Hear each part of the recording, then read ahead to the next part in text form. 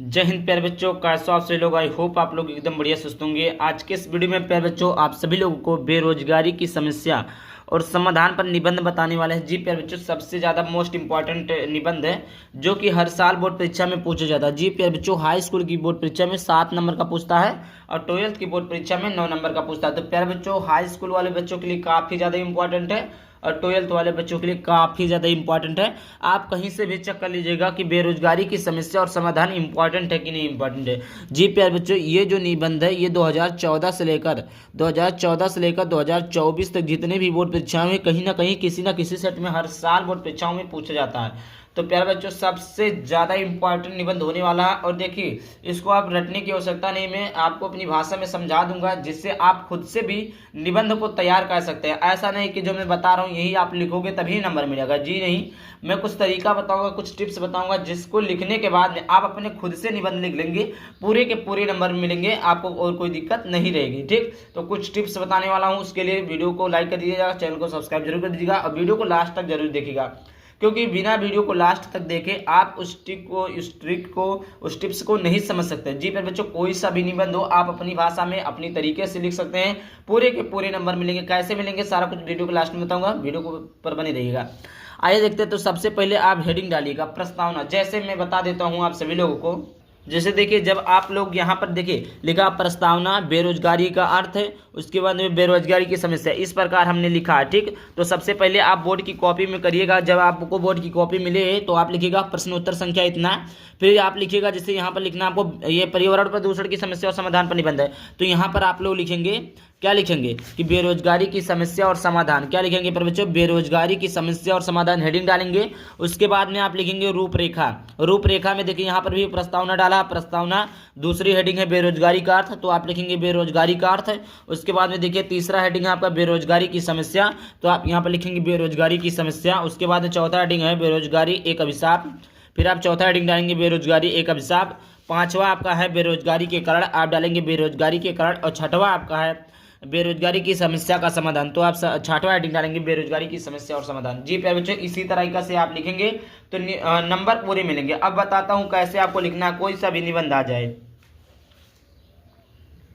तो देखिए, दुनिया का कोई सा भी निबंध आ जाए तो उसमें भी आपको 5 हेडिंग डालना है। क्या? सबसे पहले जान लीजिए प्रस्तावना, उसका अर्थ क्या है, उसके कारण क्या है, उसके निवारण क्या है, उपसंहार क्या है। ये 5 हेडिंग किसी भी, जैसे बेरोजगारी था, आपने बेरोजगारी का अर्थ लिखा, बेरोजगारी की समस्या, बेरोजगारी का समाधान, बेरोजगारी के कारण, बेरोजगारी की समस्या और समाधान, इस प्रकार आपने 5 हेडिंग लिखा।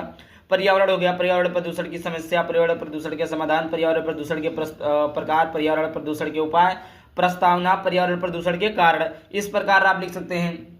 और उसके बाद में आतंकवाद पे आपको लिखना हुआ तो आप लिखेंगे प्रस्तावना, आतंकवाद के कारण, आतंकवाद के निवारण, आतंकवाद पर क्यों होता है, आतंकवाद के उपसंहार। इस प्रकार आप 5 हेडिंग टोटल किसी भी यहाँ पे निबंध में डालेंगे। तो आइए आज के इस वीडियो में इसको हम देखते हैं। तो सबसे पहले प्रस्तावना है। प्रस्तावना में लिखेंगे बेरोजगारी की समस्या हमारे देश की एक प्रमुख समस्या है। आजकल पढ़े लिखे युवक भी तो बेरोजगार के कारण परेशान है, सभी नौकरियों की तलाश में दौड़ रहे। अब देखिए, प्रस्तावना का मतलब होता है उसके बारे में कुछ चीजें लिखना। जैसे आपने क्या, बेरोजगारी से आपको समझ में आया, बेरोजगारी से में होता है बेरोजगार रहना, ये आपको समझ में आ गया। आपको ऐसा पढ़ लीजिए, बेरोजगारी में से होता है बेरोजगार रहना। जैसे आप अपने सामने अपने समक्ष खुद ही देखते हैं कि बहुत सारे बच्चे क्या है, पढ़े लिख कर होने के बावजूद भी, इतना पढ़े लिखे होने के बावजूद भी वो आजकल बेरोजगार हैं। तो बहुत ही सारी परेशानियां उपलब्ध हो रही है, क्योंकि कोई भी इंसान बेरोजगारी में कैसे अपना भरण पोषण करेगा, अपने बाल बच्चों का कैसे भरण पोषण करेगा। तो ये सारी चीजें आप अपनी खुद से लिख सकते हैं, इसमें कुछ है नहीं। प्रस्तावना में क्या होता है उसके बारे में लिखना होता है कि बेरोजगारी आखिरकार होता क्या है। अब बेरोजगारी का अर्थ, अब अर्थ मिस होता है, उससे क्या तात्पर्य है, उसका अर्थ क्या है। तो बेरोजगारी एक ऐसी स्थिति को कहते हैं जब कोई काम करने के लिए इच्छुक होता है परंतु इसे कोई काम नहीं मिलती, अतः उसे बेरोजगारी की श्रेणी में रखा जाता है। अब बेरोजगारी का अर्थ होता क्या है। बेरोजगारी आप अपने गांव में देखे होंगे, बहुत सारे लोग बेरोजगार हैं, पैसों की कमी है और वो कमाना चाहते हैं लेकिन उनको नौकरियां नहीं मिल रही। जैसे कोई बच्चा है, कोई मतलब 18 साल से ऊपर, कोई लड़का है, कोई भी लोग हैं, महिला है, पुरुष है, कोई भी है, वो काम करने को इच्छुक है कि हमें कहीं नौकरी मिल जाए, हमें कहीं रोजगार मिल जाए तो हम करेंगे, लेकिन उसे रोजगार मिल ही नहीं रहा, तो उसी को कहते हैं बेरोजगारी का अर्थ है। तो उसे बेरोजगारी की श्रेणी में रखा गया है कि ऐसा कोई व्यक्ति जो काम करने का इच्छुक हो और उसे उसे रोजगार नहीं मिलती है तो उसे हम बेरोजगारी की श्रेणी में रखते हैं। अगला आता है मेरे बच्चों बेरोजगारी की समस्या। आखिरकार बेरोजगारी की समस्या क्यों? सबसे ज्यादा इंपॉर्टेंट टॉपिक है। भारत की आर्थिक समस्याओं में बेरोजगारी एक मुख्य समस्या है। अब भैया भारत की आर्थिक में होता पैसा, आर्थिक में होता पैसों से संबंधित है, तो भारत की आर्थिक समस्याओं में बेरोजगारी एक मुख्य समस्या है।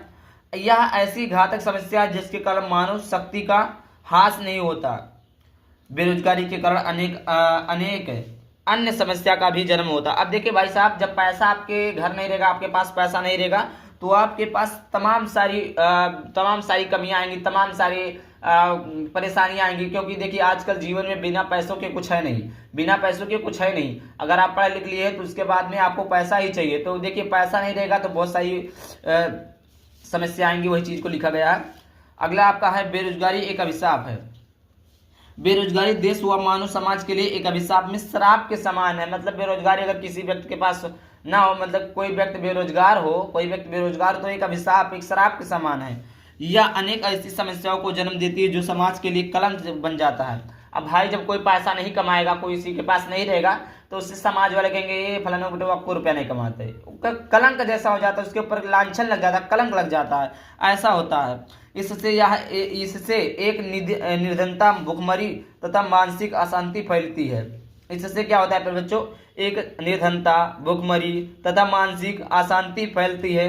बेरोजगारी एक ऐसा विषय जो देश के आर्थिक, सामाजिक और आर्थिक राजनीतिक जीवन में विभक्त कर देता है। तो उसे क्या करना होगा? वही राजनीति करेगा, ये सारी चीजें करेगा, बेरोजगारी में क्या करेगा? घूमे टहरेगा। तो बेरोजगारी का ये अभिशाप के समान ये सारी चीजें थी जो हमने आपको बता दिया। आई होप आपको इतना पसंद आया होगा कि बेरोजगारी देश व मानव समाज के लिए एक अभिशाप है, या अनेक ऐसी समस्याओं को जन्म देती है जो समाज के लिए कलंक बन जाता है। इससे एक निर्धनता, भुखमरी तथा मानसिक अशांति फैलती है। बेरोजगारी एक ऐसा विषय जो देश के आर्थिक, सामाजिक और आर्थिक राजनीतिक जीवन को विषाक्त कर देता है। अगला हेडिंग है बेरोजगारी के कारण। क्या है बच्चों? बेरोजगारी के कारण। बेरोजगारी के कुछ प्रमुख कारण निम्नलिखित है। क्या क्या है? जनसंख्या वृद्धि, दोषपूर्ण शिक्षा प्रणाली, कुटीर उद्योगों की अपेक्षा, कृषि का पिछड़ापन। देखिए बेरोजगारी की समस्या कुछ और भी है। जैसे बेरोजगारी के कारण है, बेरोजगारी के कुछ प्रमुख कारण ये है, जनसंख्या वृद्धि को कंट्रोल नहीं किया जा रहा। भाई साहब जब जनसंख्या वृद्धि को कंट्रोल नहीं किया जाएगा, जनसंख्या वृद्धि बढ़ती जाएगी तो सरकार भी कितने लोगों को रोजगार दे पाएगी। दूसरी चीज क्या होता है? दोषपूर्ण शिक्षा प्रणाली। दोषपूर्ण शिक्षा प्रणाली में से होता है आजकल बहुत सारे जो पेरेंट्स होते हैं वो अपने बच्चों को पढ़ाना नहीं चाहते। बहुत सारे पेरेंट्स होते हैं बच्चों को पढ़ाना नहीं चाहते हैं, और बहुत सारे स्टूडेंट होते हैं जो पढ़ना नहीं चाहते हैं। कुछ पेरेंट्स पढ़ाना चाहते हैं तो बच्चे नहीं पढ़ना चाहते हैं, कुछ बच्चे पढ़ना चाहते हैं तो पेरेंट्स नहीं पढ़ा पाते हैं। तो इसका भी मतलब है कुटीर उद्योगों की वजह, कृषि का पिछड़ापन। आजकल देखिए कृषि की तरफ कोई नहीं भाग रहा, सब शहरों में सब ये सारी चीजें।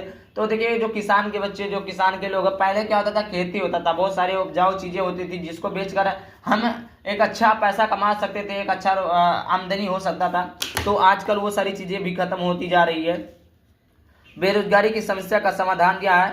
जनसंख्या वृद्धि पर नियंत्रण, शिक्षा प्रणाली के व्यापक परिवर्तन, रोज प्रकार का विस्तार, सहकारी खेती, औद्योगिकी विकास। देखिए जनसंख्या वृद्धि का समाधान है कि बेरोजगारी की समस्या का समाधान है कि जनसंख्या वृद्धि को कंट्रोल में लाया जाए, शिक्षा प्रणाली को आगे बढ़ाया जाए, प्रत्येक बच्चा शिक्षित हो, और उसके बाद में कार्य प्रणाली के स्तर को बढ़ाया जाए, मतलब किसानी को अधिक से अत्यधिक बढ़ाया जाए, सहकारी खेती, उद्योग की विकास। ये सारी चीजें हैं। तो आई होप वीडियो पसंद है। वीडियो को लाइक करके चैनल को सब्सक्राइब करना। चलिए मिलते हैं किसी नए वीडियो के साथ।